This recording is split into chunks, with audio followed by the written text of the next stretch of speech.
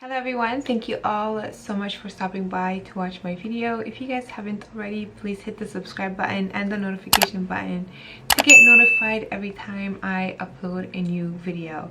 As you guys can see, the black background is back, and that means Halloween tutorials are starting. Today's look, I know I normally go ahead and start right away with my Halloween looks, but this year I wanted to kind of show you guys the things that I'll be using, like prop wise. So hopefully if you are trying to recreate the looks that I'm doing today, it's going to be easier for you to just find the stuff that you're looking for. This year's Halloweens are also going to be inspired by different artists that I found from Pinterest. This year, honestly, I'm just really not creative. I might put my own little touch to the looks that I got inspired by, but in my mind, I'm not creative this year. The first look, it is the statue look. So I have some moss. This is a mixed moss that I got from the dollar store. Looks like that. I know this look is going to be messy already.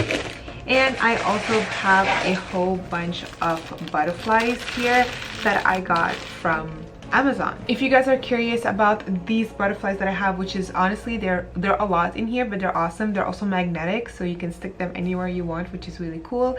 I'm going to be using them for my look today, and I'm going to leave the link of these in the description box down below if you are curious to getting these butterflies. Other than that, just bring out your Halloween makeup. I'm going to be using Mehron. I'm going to be using a whole bunch of stuff. Like every Halloween look that I did here on my channels, the tutorials are going to be fast forward, and all the products are going to be linked in the description box down below if you guys are interested. Let's go ahead and get started with the first Halloween look.